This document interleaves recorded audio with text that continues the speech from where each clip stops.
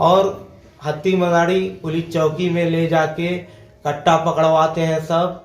रिजवान दरोगा है वो दरोगा है, उसके सामने कट्टा पकड़वाते हैं, वो भी कट्टा हमको देता है और कट्टा पकड़वा के सब टार्चर करते हैं, मारते हैं, कहते हैं कि ये कट्टा सामने तानो, रिजवान के दरोगा के सामने तानो और कहो कि मारना चाहता हूँ तुमको जान से। एक प्रॉपर्टी के चक्कर में सगा भाई सगे भाई का दुश्मन हो चुका है। जो भाई बड़ा भाई जो रक्षक होता था आज वो भक्षक बन चुका है। ये फिरोज हमारा भाई है, तो ये हमारी हत्या करना चाहते हैं और हमको तरह तरह से टार्चर करते हैं। ये घर पे रहते तो इनकी हत्या हो गई होती। पिछली रातों से ये घर पे नहीं जा पा रहे हैं। अपना घर होने के बाद भी, अपनी जमीन होने के बाद भी इनको अपना खुद का ठिकाना नहीं है। इधर उधर इनको रात गुजारनी पड़ रही है। 3 साल से हमारी अम्मी को परेशान कर रहा था हमारा भाई।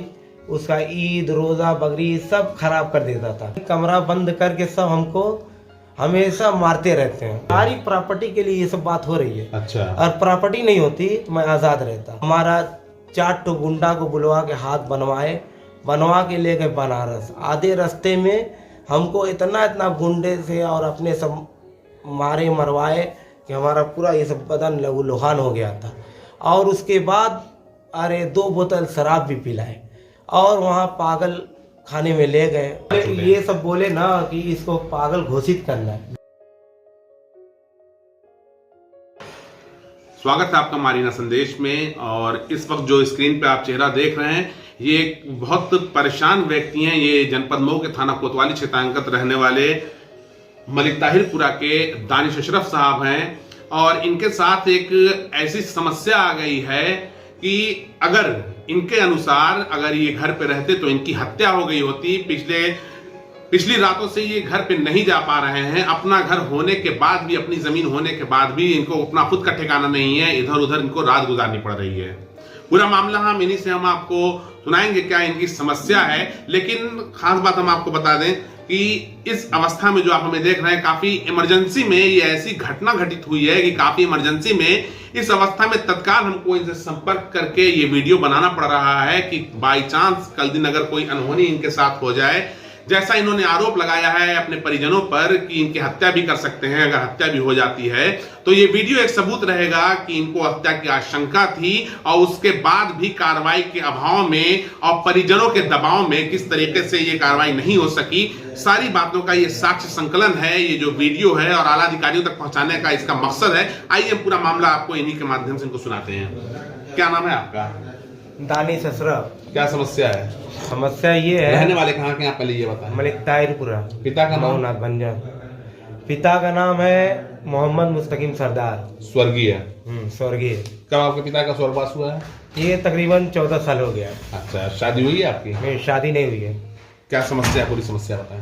समस्या ये है कि मेरे पिताजी के मृत्यु के बाद जैसे घर का जमीन का बंटवारा। कितने भाई बहन हैं? कितने भाई बहन हैं? 2 भाई हैं हम लोग। हाँ। और 2 बहन। अच्छा, अब बंटवारा हुआ फिर? तो हमारे अब्बू की मृत्यु के बाद ये बंटवारे का मामला चल रहा था।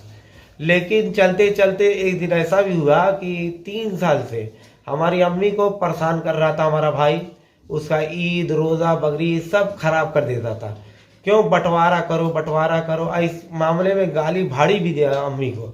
तो बंटवारे के लिए हम ही, जैसे अम्मी कहीं कि तुम बंटवारा करो दानिश, तो बंटवारे के लिए हम सारे समाज के आदमी जो अच्छे हैं उनको, मतलब बंटवारा हो गया। हाँ, जैसे बंटवारा हो गया। हाँ, ठीक। मतलब 5 लोग को हम जुटाए। ठीक, फिर बंटवारा हो गया। हुआ समस्या क्या? हाँ, समस्या ये है कि बंटवारा हो गया है हमारे घर का और जमीन का, जो भी जायदाद हो गया बंटवारा। उसके बाद क्या समस्या ये बताइए। समस्या ये है कि जब मैं अपनी जमीन बेच दिया 12.50, जब मैं अपनी जमीन बेच दिया कड़ी बेच दिया, तो मेरा भाई और नाम बताइए। नाम बता दीजिए। हाँ, फिरोज अख्तर, सदाब कौन है? सदाब ये हमारा बानोई है। अच्छा। हाँ, फिर? और ये फिरोज हमारा भाई है। तो ये हमारी हत्या करना चाहते हैं और हमको तरह तरह से टार्चर करते हैं। तो आपको ये कैसे मालूम कि आपकी हत्या करना चाहते हैं? जैसे ये क्या होता है कि कमरा बंद करके सब हमको हमेशा मारते रहते हैं। मेरा तो ये घटना मेरा कितनी बार बहनोई घटित हुई है? ये घटना कितनी बार घटित हुई है? ये घटना बहुत दिन से चल रही है, लेकिन इधर 1 महीना से बहुत ज्यादा हो गया है। अच्छा। हाँ। अभी लास्ट टाइम आपको कब मारा गया है? लास्ट टाइम 1 महीना से लगातार मार रहा है। जैसे ये सादाब बहनोई और मेरा फिरोज भाई, ये मार रहा है कमरे में बंद करके, और हत्ती मगाड़ी पुलिस चौकी में ले जाके कट्टा पकड़वाते हैं सब। रिजवान सिपा दरोगा है वो, दरोगा है, उसके सामने कट्टा पकड़वाते हैं, वो भी कट्टा हमको देता है, और कट्टा पकड़वा के सब टार्चर करते हैं, मारते हैं, कहते हैं कि ये कट्टा सामने तानो, रिजवान के दरोगा के सामने तानो, और कहो कि मारना चाहता हूँ तुमको। ये घटना कितने दिन पहले की जो बता रहे ये हैं आप? तकरीबन 3 हफ्ता की हुई है। अच्छा, अभी 1 महीना नहीं हुआ है। 1 महीना अच्छा, नहीं। दिन में था ये घटना की रात की? ये घटना रात की है। ये रात कि में ऐसा कट्टा हुआ। दिया हमको, हाँ। और रिजवान उसमें शामिल है, दरोगा। हाँ। हाँ, वो दिया कट्टा का, ये दोनों कहे कि दरोगा चलो साहब तानो। क्यों शामिल हैं? वो पैसा खाया है। किससे? पहले तो हमसे 50,000 रुपया लिया, फिर उसके बाद गया वो हमारे बहनोई के पास, गया हमारे बहनोई के पास, और ये भी उससे मिला हमारा बहनोई, तो हमको 20,000 रुपया मिला, ठीक है। अच्छा, अब बाकी 50,000 में 20,000 आपको वापस मिला? हाँ, बाकी अच्छा। ये 30,000 सब खा गए। अच्छा। 30,000 जैसे हमारा बड़ा भाई और बहनोई और ये रिजवान, ये सब तीनों मिल के खा गए। और उसके बाद क्या हुआ कि अब तरह तरह से टार्चर कर रहे हैं, कट्टा पकड़वा आप के। अपनी जमीन बेच क्यों नहीं देते तब? तो जमीन हम बेच दिए इसीलिए। अच्छा। हाँ, जमीन सारी बेच- प्रॉपर्टी आपने बेच दिया? हाँ, सारी मतलब जो जमीन हत्ती मगाड़ी की वो प्रॉपर्टी हमने बेच दी। मतलब आपके पास प्रॉपर्टी अब कोई नहीं बची है? कुछ बस घर हमारा बचा है। अच्छा, घर जैसे बचा है? घर भी बचा है, तो उसमें बंटवारे में बेईमानी हुई है। अच्छा। जैसे भाई की 10.23 जमीन है, हमारी भी घर में आधा हिस्सा 10.23 ही निकलना चाहिए। हाँ। तो उसमें कागज में दिखा रहा है कि यार उसमें बहन का भी हिस्सा है, और कागज में स्पष्ट में ये भी लिखा है कि जो कॉम्प्लेक्स है उसका सारा मालिक दानिश है। अच्छा। सारा दुकानदार कॉम्प्लेक्स का दानिश मालिक है। और ये जो कट्टा पकड़वाते हैं सब मरवाने के लिए दरोगा को, और उसमें दरोगा शामिल है, और मेरा बहनोई और फिरोज ये सब शामिल है। क्या कह रहे हैं? अच्छा, ये आज के इस वीडियो का मकसद क्या है? क्यों आज आपने हमको बुलाया? क्यों अपना समाचार बन रहा है? मतलब ये बन रहा है कि जैसे हम जहाँ भी रहते हैं पकड़ लेते हैं, सब पकड़ लेते हैं और एप्लीकेशन लिखवाते हैं। हाँ। कि लिखो कि तुम लड़की लड़का का धंधा करते हो, और लिखो फला फला चीज, बहुत सारी चीज ऐसी जो मैं बताऊं तो कहो कि रात खत्म हो जाएगी, लेकिन बात नहीं खत्म अच्छा, होगी। फिर आगे? तो मतलब आगे ये है कि अब ये दोनों चाहते हैं कि दानिश की हत्या कर दें। ये अच्छा। सादाब जिसके बाप का नाम इम्तियाज कहाँ के बल्दिया, निवासी हैं? ये सैदी रोड। अच्छा, ठीक। हाँ, और ये चाहते हैं कि हम हत्या कर दें दानिश की। अच्छा। इसमें शामिल मेरा भाई है, मेरा बहनोई सादाब है। आज में इनकी सहयोग हत्या से आपकी हत्या से उनका क्या लाभ होगा? लाभ ये होगा कि जैसे मान लीजिए हम 12.50 जमीन बेचे हैं, वो उनकी हो जाएगी। जो घर में मेरा हिस्सा कॉम्प्लेक्स है वो उनका हो जाएगा। मतलब ये प्रॉपर्टी के लिए ये इस तरीके की साजिश रची जा रही है? सारी प्रॉपर्टी के लिए ये सब बात हो रही है। अच्छा। और प्रॉपर्टी नहीं होती तो मैं आजाद रहता। अच्छा। हाँ, ये चाहते हैं कि हम किसी भी तरह हत्या करके मतलब दानिश की प्रॉपर्टी हम ले लें। हाँ, और इसमें हमारी अम्मी और बहन सब सहयोग कर रही है। हाँ, हमारी अम्मी ये भी कहती है तुमको हजम कर जाऊंगी, तुमको हजम कर जाऊंगी। तो मतलब आज इस अम्मी भी प्रॉपर्टी आपकी के लिए। विरोधी हो गई हैं? हाँ, मतलब इस प्रॉपर्टी के लिए कह रहे हैं कि तुमको हजम कर जाऊंगी, तुमको कोतवाली में बंद करवा दूंगी। हमारी तो आप बहन अपने घर वालों को परेशान करते होंगे, तब तो माँ भी आपके विरोध में है? कोई परेशानी नहीं है, बस यही प्रॉपर्टी को लेकर परेशानी है। जब बेचने के लिए उठता हूँ तो हरदमी मचाते हैं, तो हम भी कहते हैं कि हम बेचेंगे, क्यों नहीं बेचे अपना हक।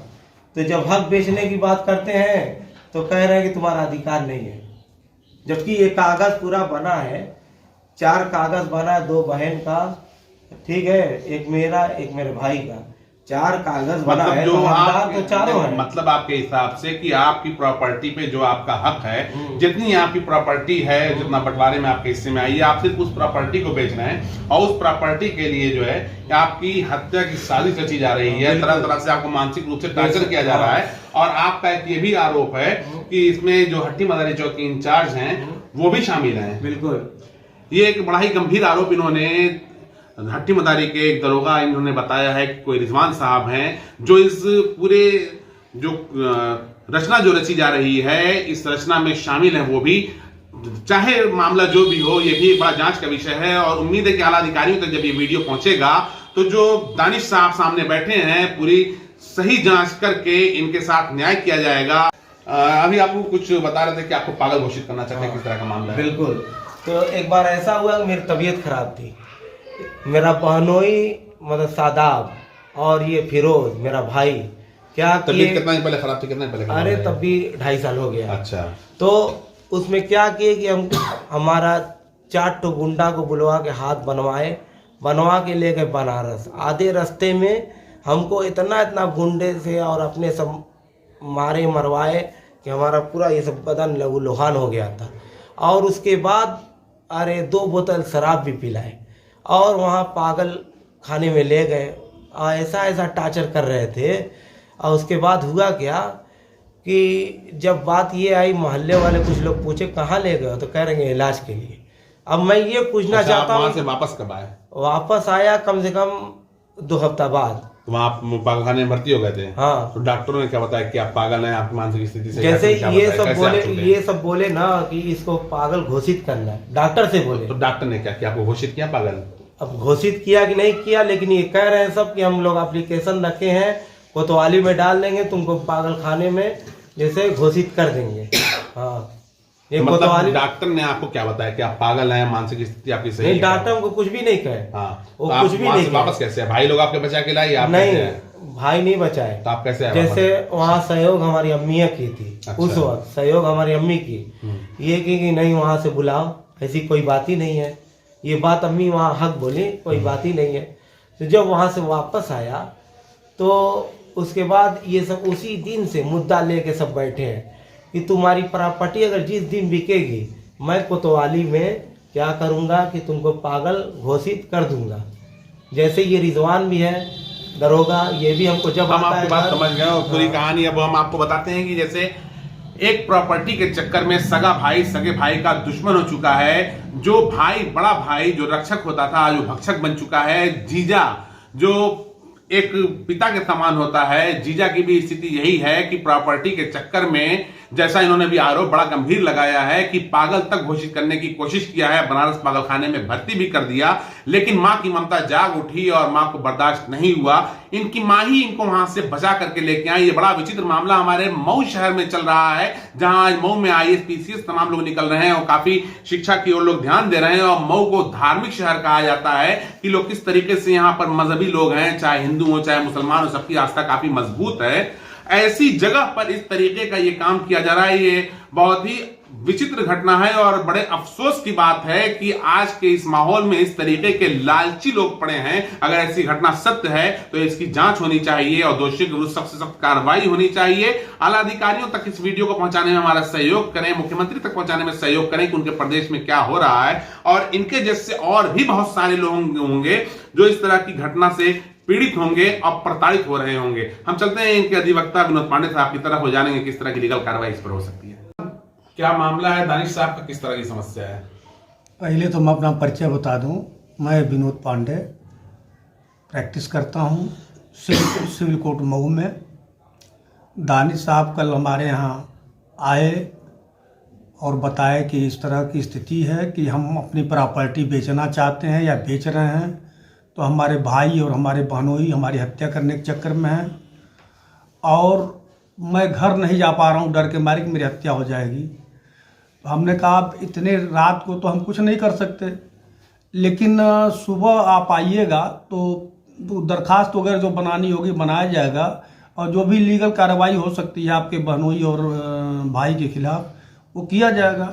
यह कहीं से वाजिब नहीं है कि अगर कोई आदमी अपना हक हिस्सा बेचना चाहता है तो कोई गुंडई से रोके या उसका कत्ल करे, मत बेचो। सवाल है कि इनकी शादी नहीं हुई है, इनके बच्चे नहीं हैं। अब उनको ये है कि इनकी हत्या कर देंगे तो सारी प्रॉपर्टी हमारी हो जाएगी। इस लालच में वो इतना बड़ा पाप करने के लिए उतारू हैं। तो इसीलिए मैं इनकी दरखास्त बना दूंगा, इनके मामले को कोर्ट तक ले जाऊंगा। और आपसे भी आग्रह है कि आप अपने चैनल के माध्यम से लोगों को बताइए कि अगर कल इनके साथ कोई दुर्घटना, कोई इस तरह की अनहोनी होती है, इनकी हत्या होती है, तो जैसा इन्होंने बताया कि इनके भाई और इनके बहनोई जिम्मेदार होंगे उसके लिए। अच्छा, ये किस तरह की कार्रवाइयाँ इस पर हो सकती हैं और धाराएं क्या बन सकती हैं? इस पर कार्रवाई तो पहली बात यह है कि जो हत्या करने का प्रयास कर रहे हैं तो इस पर संगीन धाराओं में मुकदमा दर्ज हो सकता है। घर में घुसने नहीं दे रहे हैं, ये जान लेके अपना इधर उधर भटक रहे हैं, तो जो भी लीगल प्रोसीडिंग से बनेगी जो देख लिया जाएगा कि क्या बन रहा है, लेकिन मामला गंभीर है। ठीक है, तो इस पर कार्रवाई किया जाएगा।